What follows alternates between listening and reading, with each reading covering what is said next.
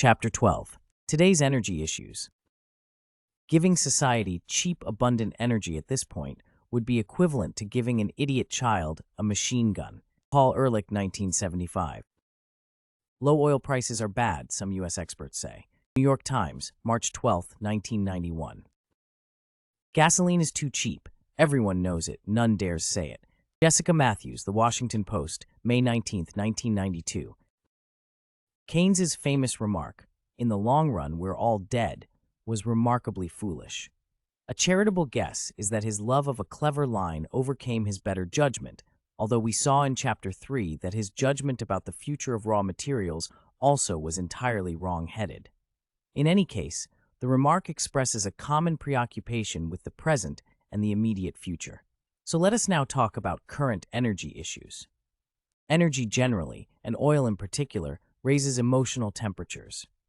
Figure 12-1 shows that the percentage of the public that says energy is the most important problem facing the nation jumped from 3% in September 1973 to 34% in January 1974, and then quickly fell back down to 4%. Then it went sharply up and then down again in 1977, and then up once more in the summer of 1979, following the price rise by OPEC, and then down once more. Fully 82% in 1979 said that the energy situation in the United States is very serious, or fairly serious. But another series of polls also showed that public concern quickly dropped in the 1980s. See Figure 12-1. These swift changes in the public's thinking illustrate the volatility of concern about energy and oil. And since the public has no first-hand experience of energy supply, other than changes in gasoline prices, which show no increased scarcity in the long run, these poll results also suggest that the public's concern derives from how the press and television describe the situation. Our true energy situation can be seen in the price data for coal, oil, and electricity shown in Figure 11.2, Figure 11.3, and Figure 11.4. These figures cover a long span of time, however, and they could obscure important changes in the recent past. Therefore, let us analyze the recent course of energy costs with emphasis on the proximate cause of concern, oil. The chapter will also touch on alternative sources of energy. Chapter 13 examines special issues of nuclear power. The key short-run issue is government policy with respect to energy. Persons who worry most about energy supply in the immediate future tend to call for various government interventions. In contrast, those who conclude that energy supply should not worry us at all, I am among them, tend to believe that just about every likely government intervention in energy markets will be both costly to the public and damaging to the supply of energy. The programs called for by environmentalists combine support for alternative sources of energy, such as wind and solar, taxation of fossil fuels to reduce their use, and raising all possible obstacles to the use of nuclear power. These actions would have the following effects. 1. Increase the number of deaths, because nuclear power is much safer to produce than coal or oil, and because lightweight autos are less safe than heavy ones. 2. Limit the rise in the standard of living and the creation of jobs by raising energy costs to enterprises and by hampering the efforts of energy producers. 3. Raise costs to consumers and hence lower the purchasing power of their incomes. And 4. Enmesh the economy in regulations that fritter away the energies of entrepreneurs. The reasons that activists desire these programs are complex.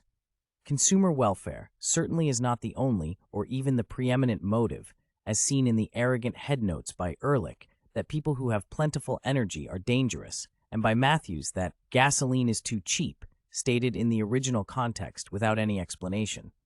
One motive is energy activists' belief that economic growth is bad in itself, as is seen in the Ehrlich quote above and in the quotations from Herman Daly on pages 00. This motive is hostile to every reasonably efficient energy source, including nuclear, oil, and coal. An official of the World Resources Institute says, "Coal burning is a fundamental threat to life on this planet. We'll eventually have a fight over every coal-powered electric plant.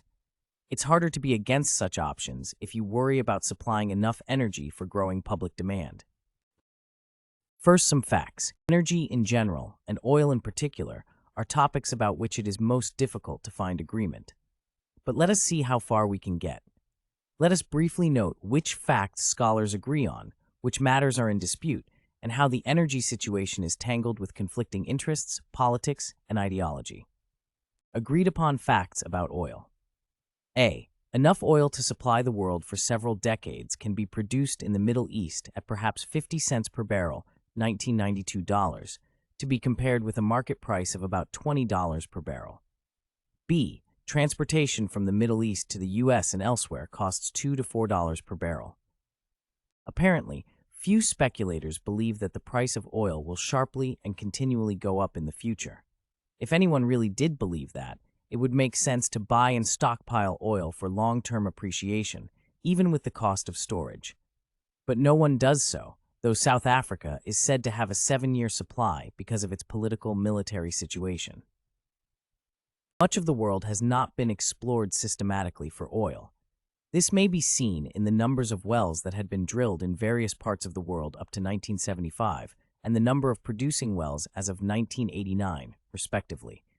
U.S. 2,425,095 and 603,065, USSR 530,000 and 145,000, Latin America 100,000 and 17,500, Canada 100,000 and 38, 794, Australia and New Zealand 2,500 and 1,024, Western Europe 25,000 and 6,008 and 56, Japan 5,500 and 368, Africa and Madagascar 15,000 and 5,381, South and Southeast Asia 11,000 and 9,900, China 9,000 and 1,944, and the Middle East 10,000 and 6,827. The reason why so much more exploration and drilling have been done in the U.S. than elsewhere is not that the U.S. has so much greater potential for oil production, but rather that it has had a high demand for oil, plus plenty of production know-how, trade protection against imported oil for many years, and political stability. Estimates of crude oil reserves are highly sensitive to the definition of crude oil. The U.S. Geological Survey uses a definition that includes only oil that will come to the surface at atmospheric pressure. If one also includes oil that can be forced to the surface under pressure, plus naturally non-liquid oil in shale and tar sands and other sources, the estimate would be considerably greater. The most important long-run fact about oil is the decline in the price of crude since it was first discovered. The most important short-run fact is the decline in the price of gasoline, the key petroleum product, so that the price now is lower than ever in our history, despite the activities of the OPEC cartel. See Figure 12.2. Agreed upon facts about coal. A. There are known quantities of coal in the U.S. and elsewhere that are vast compared with the known quantities of oil. B. Coal is expensive to transport. C. In energy yield at 1990s market prices, coal is cheaper than oil or gas. Old source okay? D. The use of coal creates air pollution that can raise coal's total social cost above that of oil. E. Most important, coal's damage to health due to mining risks as well as air pollution is much worse than even the most pessimistic estimates of the possible risks from nuclear power, and dwarfs any likely damage from nuclear power. Agreed upon facts about oil substitutes. In addition to shale rocks, tar sands, coal, and methane from coal seams, oil substitutes can be derived from a wide variety of agricultural crops. Aside from methanol, which may be viable commercially even at present, none of these substitutes can presently be produced at a price which is competitive with fossil oil, perhaps $15 to $20 per barrel in 1992 dollars. But if the price of fossil oil were to rise considerably, there would be much greater incentive for research on reducing the costs of gasoline substitutes, and the prices of some substitutes, perhaps liquid fuel made from tar sands and coal are the likeliest possibilities, would undoubtedly fall considerably. Cost of fuel from cane sugar, corn, biomass, such as hardwood, or municipal solid waste is presently about 3 times the cost of gasoline from petroleum. Lowering that cost substantially would require large gains in agricultural productivity, which probably would take several decades at least, though the speed of progress can often surprise us. Many are attracted to the idea of homegrown alternatives to fossil fuels. but forced reliance on such fuels can run into self-made disasters.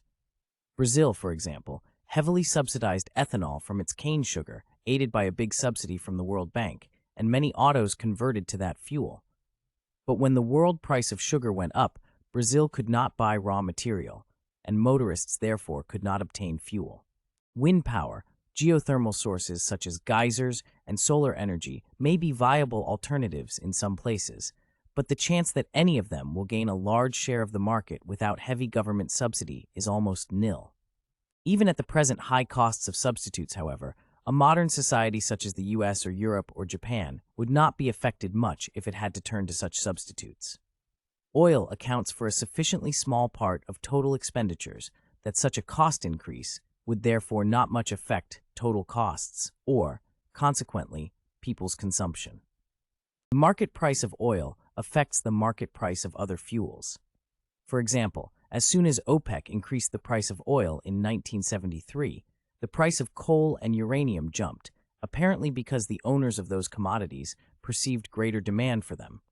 On the other hand, investment in coal and nuclear power is made risky by the possibility that oil prices might fall due to a collapse of the OPEC cartel, which would make investment in coal and nuclear power a financial disaster.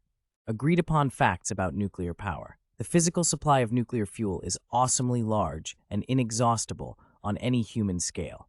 Electricity can be produced from uranium at perhaps half or two-thirds the 1992 price of oil, if the burden of regulation does not greatly lengthen the period over which plants are constructed and does not complicate design and construction.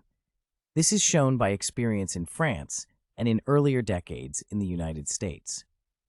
If nuclear power is cheaper than oil, it is therefore much cheaper than other non-fossil fuel energy sources. Perhaps the most revealing statement is a compilation by the pro-solar and pro-wind power group World Watch. They estimated that the number of persons employed in the energy-producing industries per 1,000 gigawatt-hours per year in the U.S. is nuclear, 100, geothermal, 112, coal, 116, solar thermal, 248, wind, 542. They presented these data as being favorable to solar and wind because they create more jobs, apparently without recognizing that the amount of labor required is the most basic measure of a good's social cost. Using a spade creates more jobs than using a bulldozer, but working only with spades dooms us to near subsistence living. This is apparently what is meant by the phrase sustainable economy. It is the same view of the world as held by members of the Glass Bottle Blowers Association, who for many years had an unwritten law that after a member of the union finished a bottle of beer, it was his duty to break the bottle and so provide employment for the bottle blowers.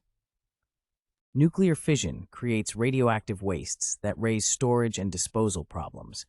This point will be elaborated in Chapter 13.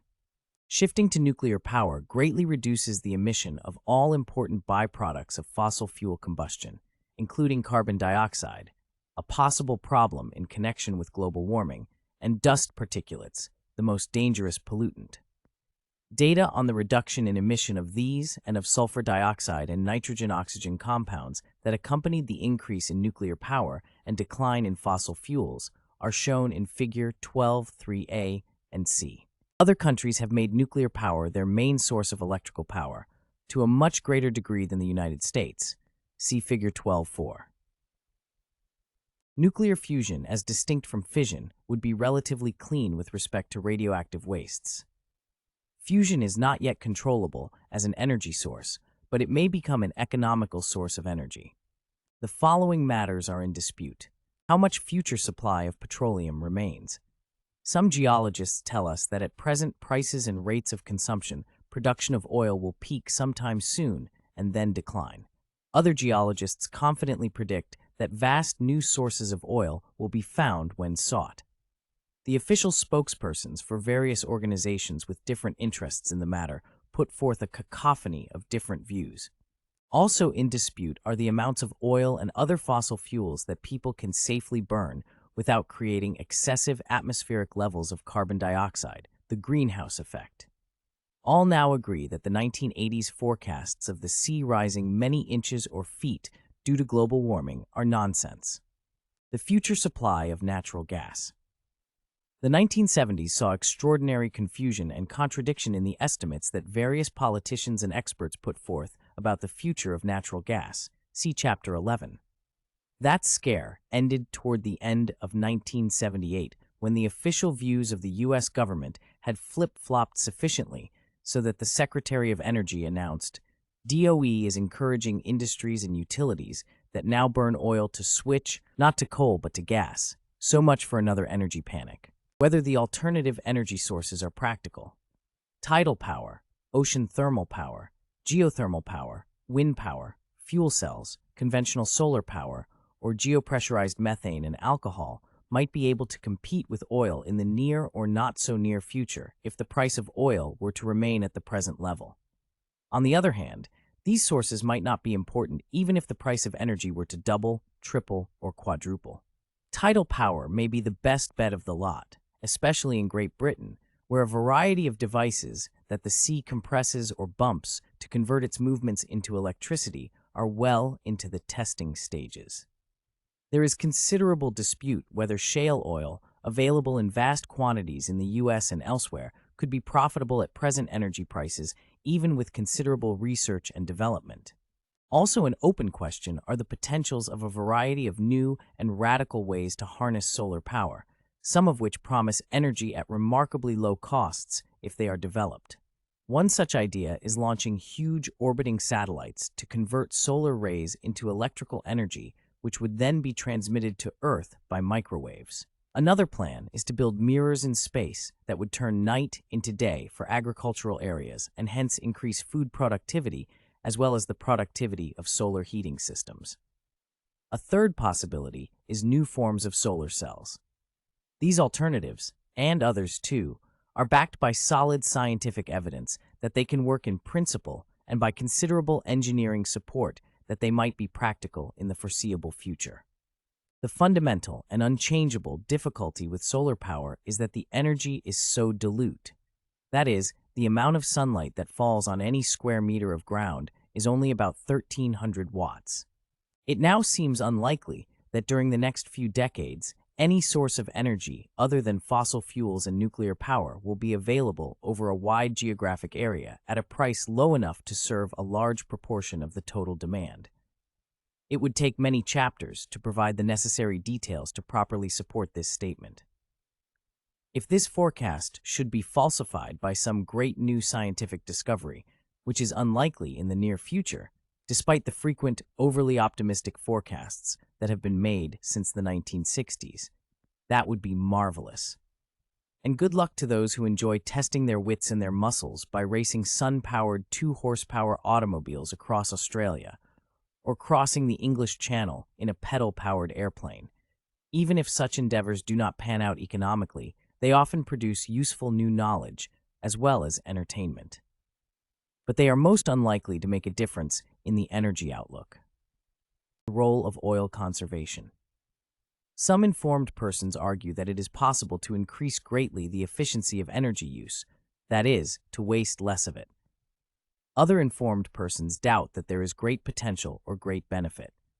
Raising the price of fuels such as gasoline to very high levels could affect consumption considerably, of course, but whether this makes economic sense is also in dispute, as Chapter 20 discusses.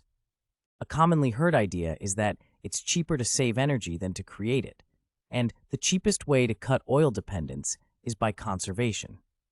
That notion is not logically wrong.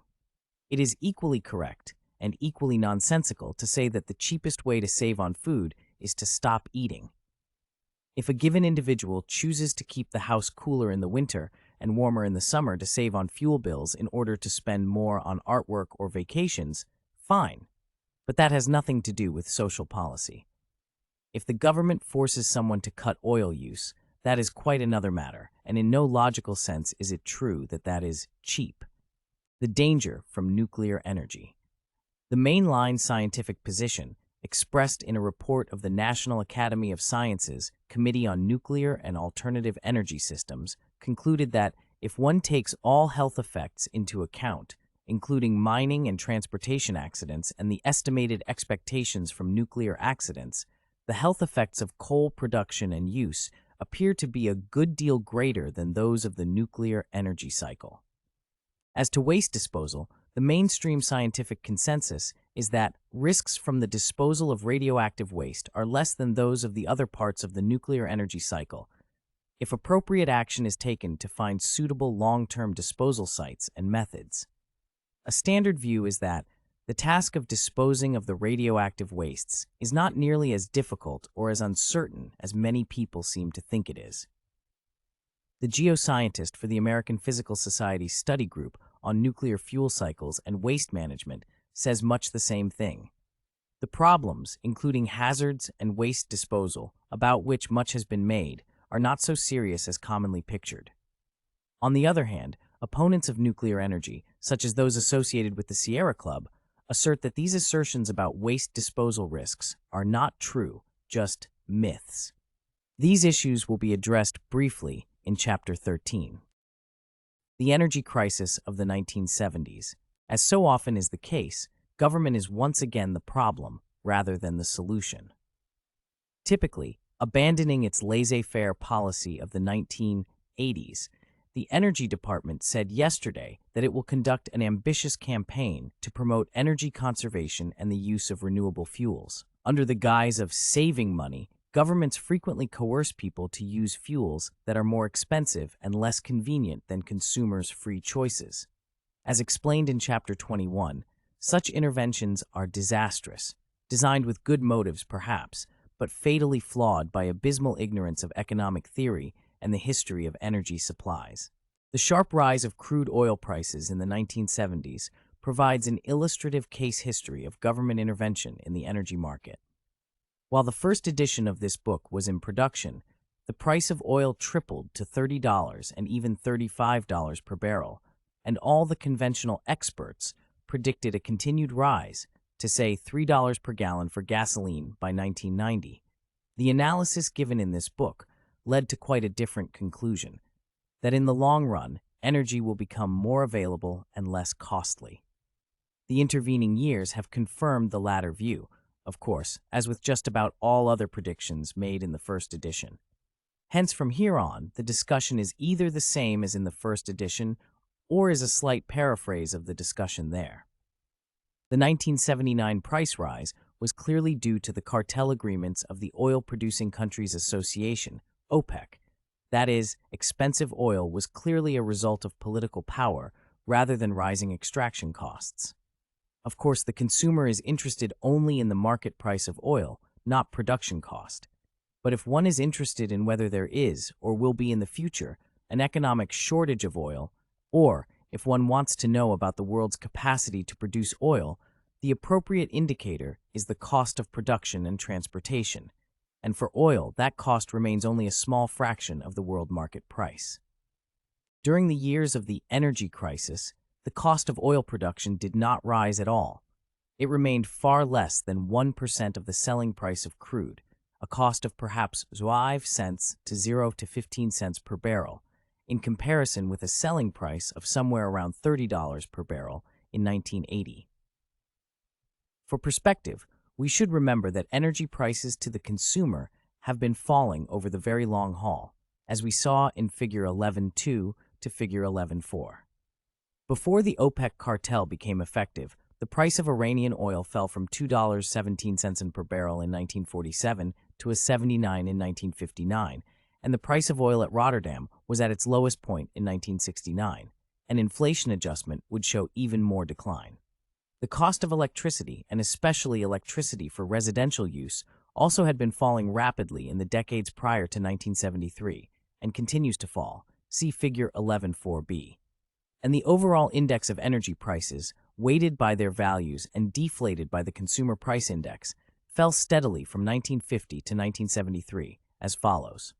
1950, 107.2, 1955, 103.9, 1960, 100.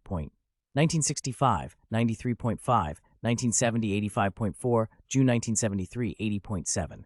The index was falling at an ever-increasing rate over this period.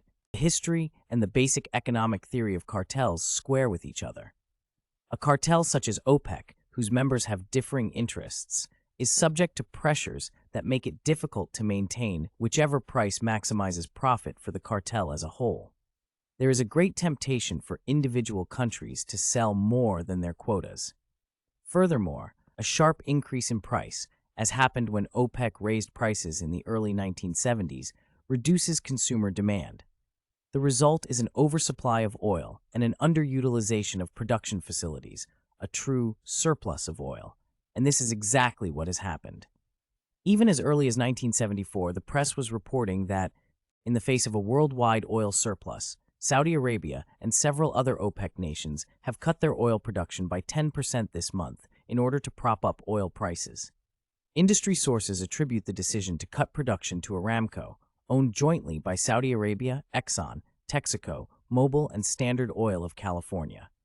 Aramco officials, however, blamed weather conditions for the slash. By March 1975, the reports were, growing oil glut, sagging Western demand for oil has forced OPEC members to cut production sharply to maintain the current high price of crude.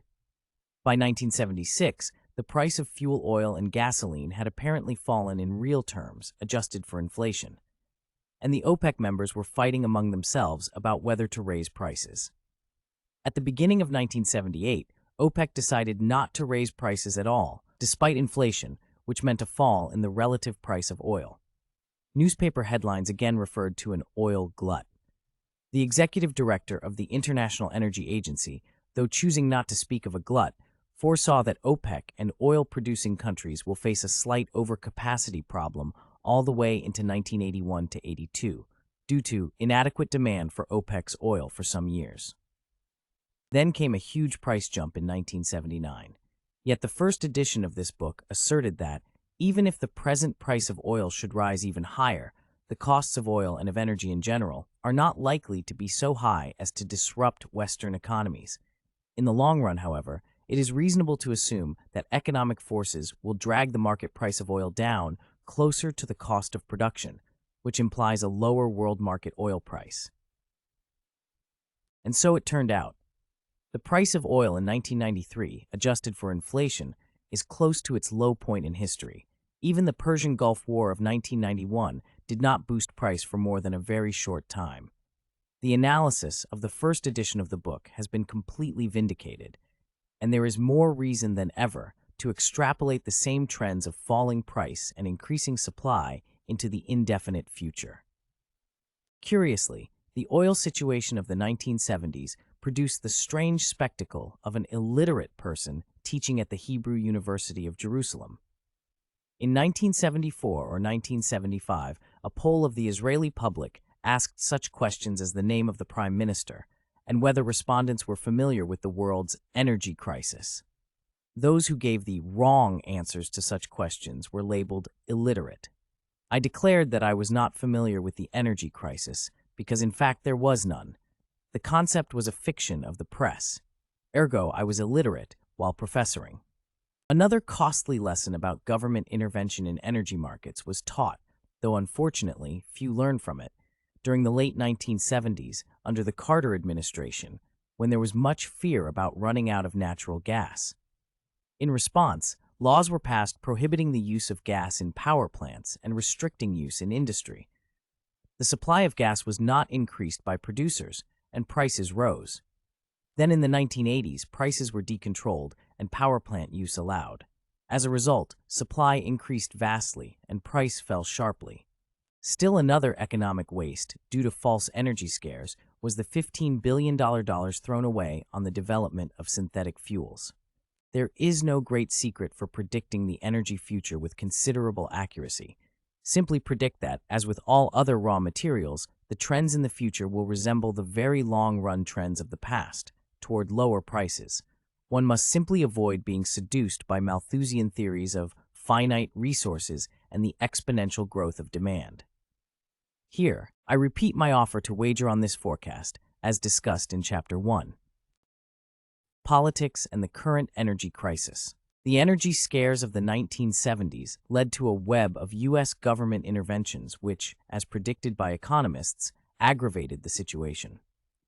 The policies and arguments were so tangled that it would take a whole book to sort them out.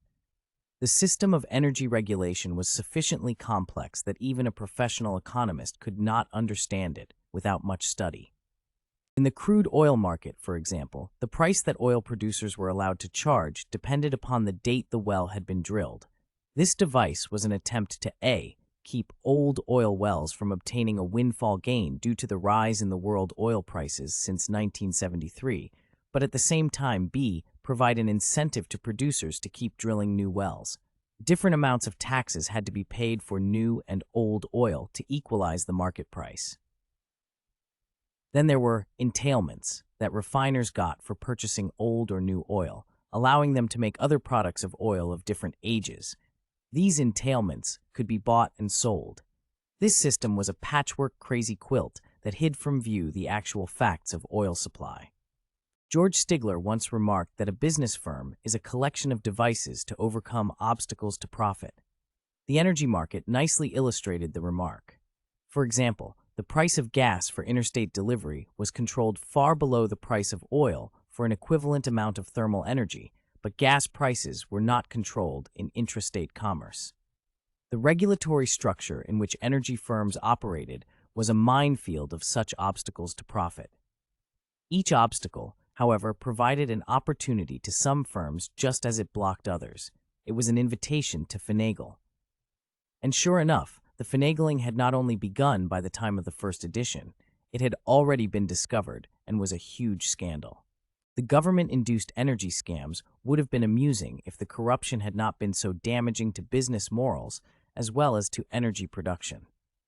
Furthermore, the government's price regulation system had the effect of supporting the OPEC cartel's price-fixing power and subsidizing member countries' operations. Adding insult to injury, consumers had to wait in long lines at gasoline stations. The U.S. may have been the only country where there were lines, because it was the only country stupid enough to attempt to control the price of gasoline. Here is a sample of the news stories that had surfaced by the time of the first edition about these government-created crimes against both the laws of the nation and the laws of economics governing the supply of energy. July 21, 1978. Continental Oil Co. is under criminal investigation for alleged violations of federal oil pricing rules. According to government sources, Continental, the nation's 9th largest oil company, is the first major oil company to face possible criminal charges in a new crackdown by the Energy and Justice Departments on improper oil pricing practices during the years immediately following the 1973 Arab oil embargo. In separate cases, also in Texas, federal investigators are considering seeking indictments soon against several smaller companies that resell oil bought from major producers. The smaller concerns are suspected of participating in a criminal scheme to sell lower-priced old crude oil at the higher prices that apply to new oil. August 14, 1978. The Florida case involves a so-called daisy chain scheme during late 1973 and 1974. The government alleges that 5 oil companies sold fuel oil back and forth to raise their paper costs and thus the allowable price under federal regulations before selling it to the buyer, Florida Power Corp. The government lawyers admitted that the oil pricing rules they are trying to apply may have been too confusing and vague. December 11, 1978. Possible misconduct within Energy Unit is charged in study of oil pricing cases. Washington. Energy Department officials failed to move swiftly against suspected massive oil pricing frauds in recent years, and thus may have been guilty of serious, even criminal misconduct, a congressional report charged. February 9, 1979. Kerr-McGee to settle U.S. oil price claims, firms to refund $46 million in alleged overcharges from 1973 through 1978. July 20, 1879. Tenneco Inc. pleaded guilty of concealing the transportation of natural gas from federal regulation officials. November 9, 1979. U.S. is accusing 9 major oil concerns of $1.1 billion in consumer overcharges. February 15, 1980. Mobil Oil ordered to pay $500,000 fine on criminal charges involving gas sales, and Indiana Standard settles price case for $100 million. February 25, 1980. Leading domestic oil refiners have agreed to pay a total of $1 billion to settle charges of overpricing brought by the Department of Energy. Last week, DOE announced the biggest single settlement yet, a $716 million package arranged with Standard Oil Co. of Indiana. August 13, 1980, the Energy Department has filed some 200 actions accusing the 15 top oil companies of violations amounting to more than $10 billion since 1973 and seeking restitution. Who benefits from the various government interventions into energy markets? The politicians and bureaucrats tout every policy change as benefiting the consumer. But even those policies which are intended to transfer funds directly from business to consumers, such as the price controls of the 1970s on oil and gas, inevitably harm the consumer by causing short-run shortages and long-run diminished supply. And the myriad other actual and potential interventions, such as requirements that cargo be carried in American ships and oil import taxes, inevitably have huge benefits for some segment of the industry. The first edition gave readers insight into the pulls and tugs on government policy made for the benefits of various segments of the industry, the owners of old and new wells, international oil firms, nuclear plant construction firms, the Merchant Seamen's Union, and so on, by imagining the thought processes of each group. In each of these economic political roles, you find yourself fabricating reasons why your type of energy should not have its price controlled, while the other's prices ought to be controlled, and why the government should finance research on your type of energy but not on others. One excellent all-purpose reason that you find, of course, is that the supplies of the other sorts of energy will soon run out, which makes your sort of energy deserving support as the best hope. And you tie your arguments to expected economic and population growth, which will make the other fuels run out faster and make the need for yours that much greater.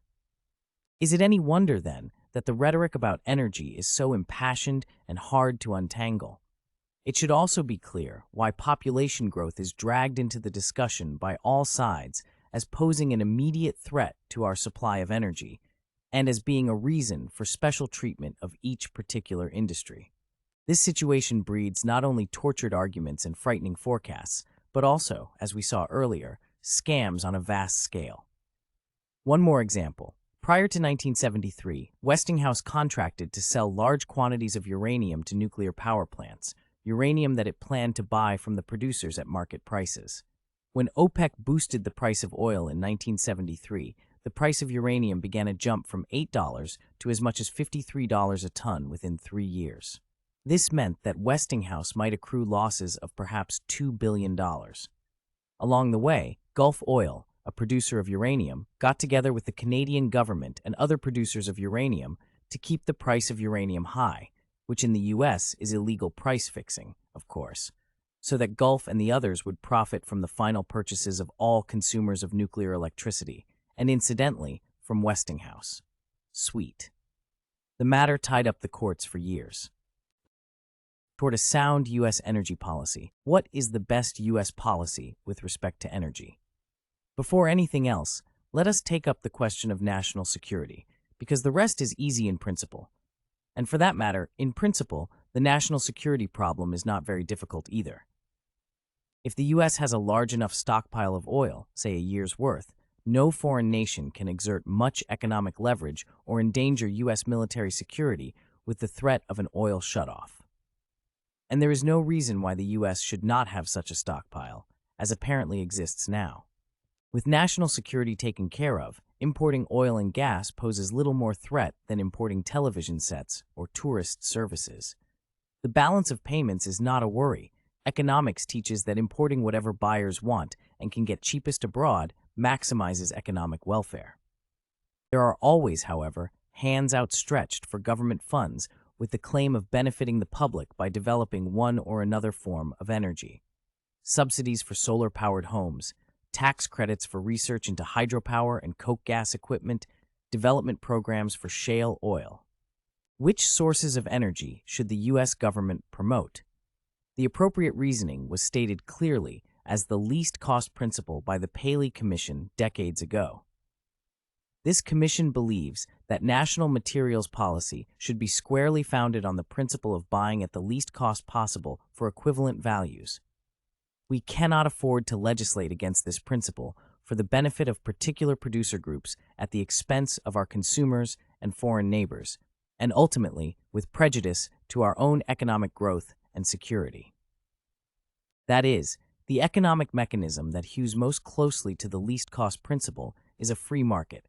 No government decision-maker can match the efficiency of millions of individual buyers and investors who go comparison shopping among gas, oil, coal, and so on.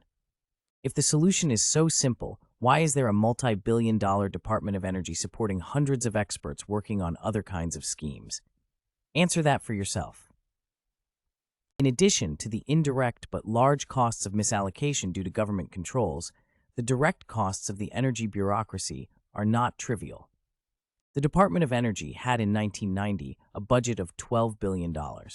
This represents $679 per employee. It employed 1,868 people in 1991, or $48 for each and every person in the country, or $1.98 per barrel of petroleum products consumed 1989, or 10 cents for every gallon of gasoline consumed 1989.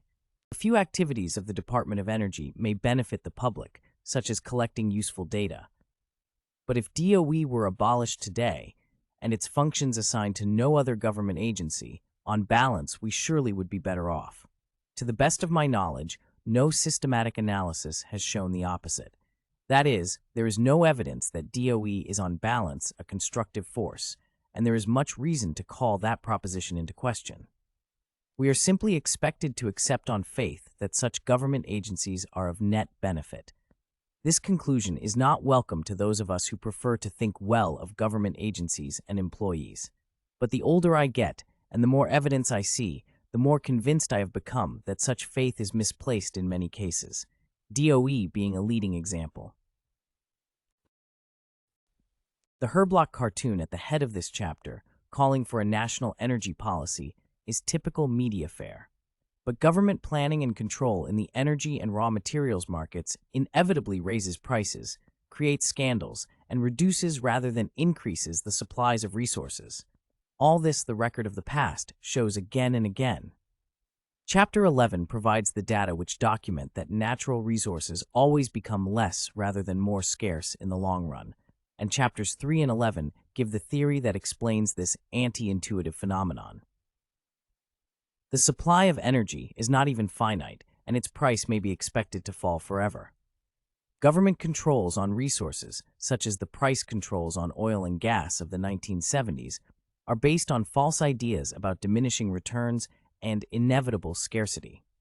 Governmentally mandated conservation of energy would only be a drag on the progress toward ever cheaper and more plentiful energy.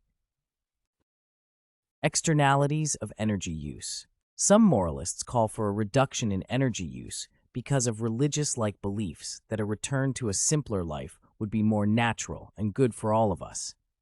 Others would have us reduce energy use because they believe there is something inherently valuable about energy, and especially fossil fuels.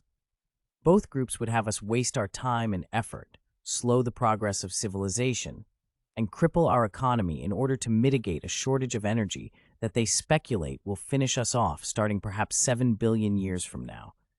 See quotations of Lovins, Daly, and Ehrlich below and in chapters 13. One cannot easily argue about such matters because they are matters of taste. Others, however, argue that energy use should be reduced because of purported negative externalities.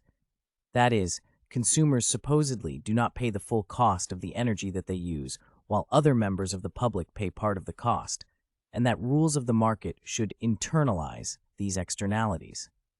Using energy involves potential costs for society that aren't fully reflected in market prices. This can be a meritorious argument. If a coal furnace deposits pollution on other people's wash or harms their health, the polluters should pay the cost. If the use of gasoline causes highways to deteriorate, vehicle operators or owners should pay for the damage. But large difficulties lie in the assessment of the externalities and in the choice among policies to internalize them. Gasoline use makes an interesting brief case study in these difficulties. At first, it seems reasonable to charge for road use with a gasoline tax. But then we realized that light vehicles apparently wear out much less road per gallon of gasoline than do heavy vehicles, so this device does not work well.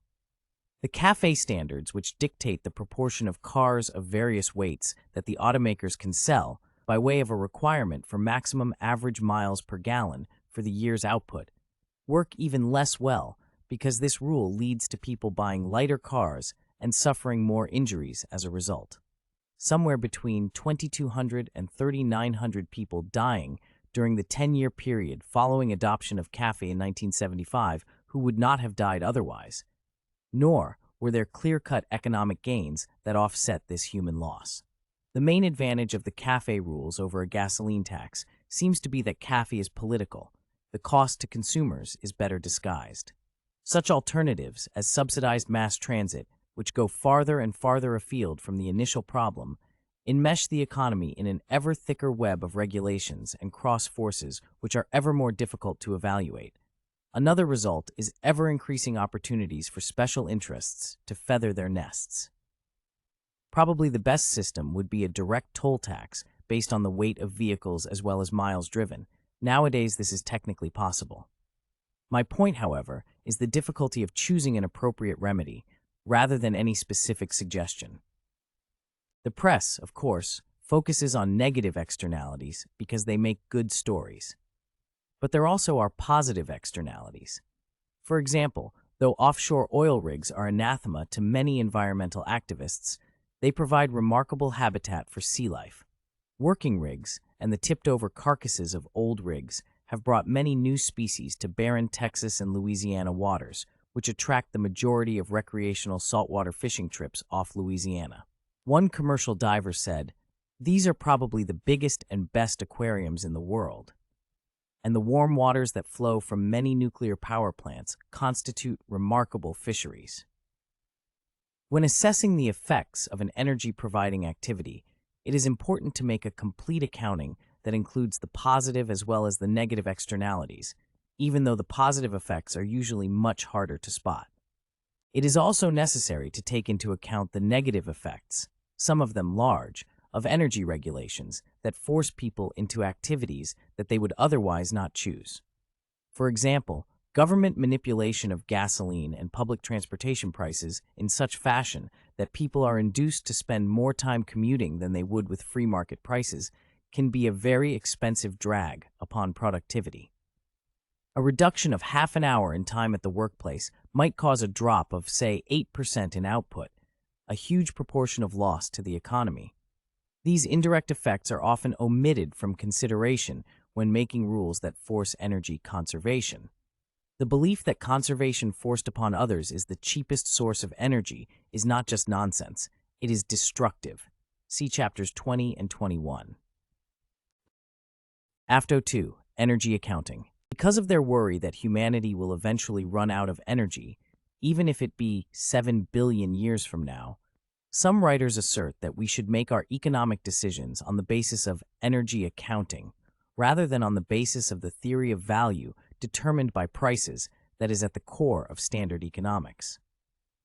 They write fearfully about an increase in entropy, a disappearance of order, and a disintegration of all patterns of life into chaos. This flies in the face of the trend over the decades and centuries of energy becoming more rather than less available, just like all other raw materials, such as copper and land. Human life becomes better organized rather than more disordered. The idea of a currency based on energy units goes back at least as far as the novelist H.G. Wells in 1905. According to the theory of energy accounting, the value of any good or service should be determined by the amount of energy that goes into making it. For example, a trip by bicycle should be valued more highly by society than the same trip by auto because less total energy is expended in powering the bicycle. Typically, Lester Brown and Company recommend the use of bicycles because their energy intensity is only 35 compared to an index of 100 for a pedestrian and 100 for each of 2 passengers in a light car or 350 in a big car. In this line of thought, any energy supplying process that uses more raw energy than it produces is judged to be perverse and should be avoided. For example, a farming operation that inputs more energy by way of tractor operations than the energy output to human consumers in the food supplies is ipso facto a waste.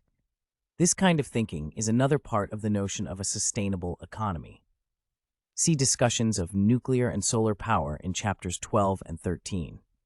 These analyses exclude any other values. The difference in time a traveler expends in going by car rather than by bicycle is assumed irrelevant. And the fact that food produced with the help of a tractor keeps us alive and with enjoyment, whereas the diesel fuel that powers the tractor cannot provide those benefits, is omitted from the calculation.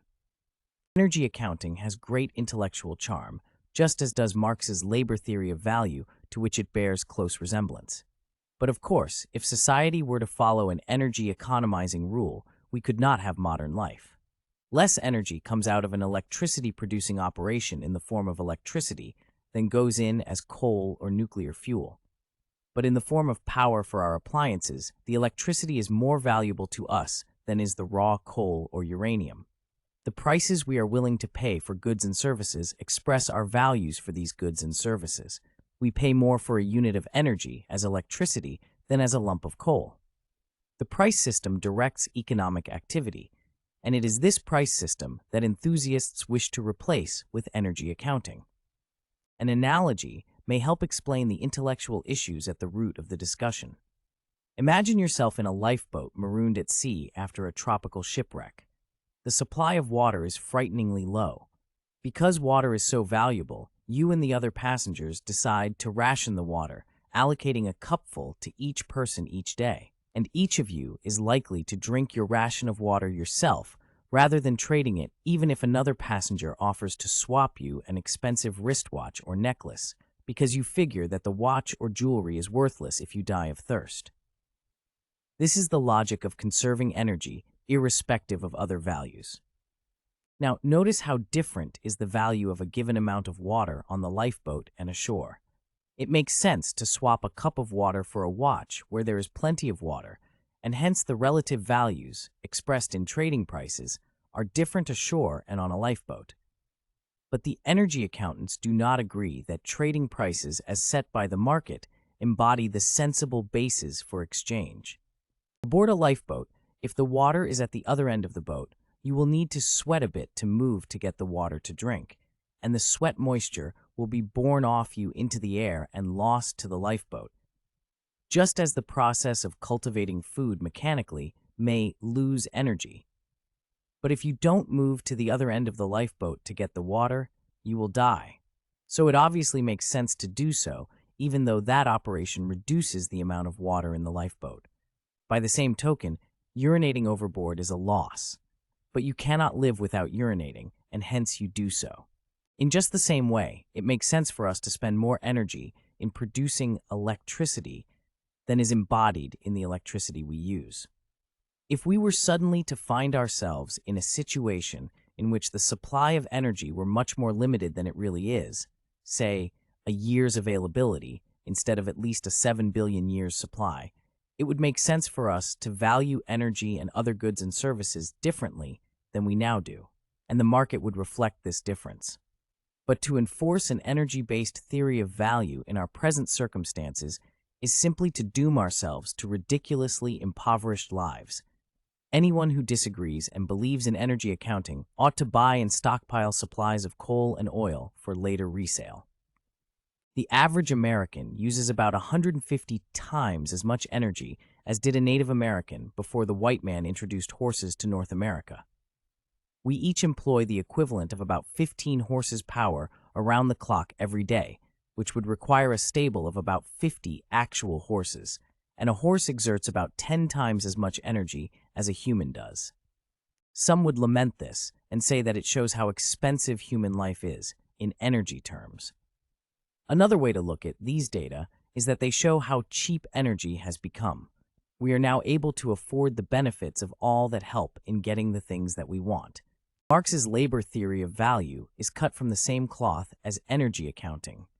Marx would have us value each good and service by the number of minutes of human time involved in its production, irrespective of whether the time is that of a surgeon or a janitor, a leading soprano or a stagehand, the president of IBM, or a shipping clerk. The basis for this valuation scheme is primarily moral rather than economic, however, because the purported scarcity of human life or time is not the issue for Marx, unlike the argument for energy accounting. Curiously, the leading proponents of energy accounting also assert a moral theological basis for the use of such a scheme, not dissimilar from the Marxian valuation system. Herman Daly founds his belief in reducing energy use and his opposition to economic growth on an ultimate end, which presupposes a respect for and continuation of creation and the evolutionary process through which God has bestowed upon us the gift of self-conscious life. From this, he deduces that the apparent purpose of growth economics is to seek to satisfy infinite wants by means of infinite production. This is about as wise as chasing a white whale, and the high rationality of the means employed cannot be used to justify the insanity of purpose. That is, the call for energy conservation is involved with the belief that sanity requires living more simply, a moral theological belief that would be imposed on everyone else.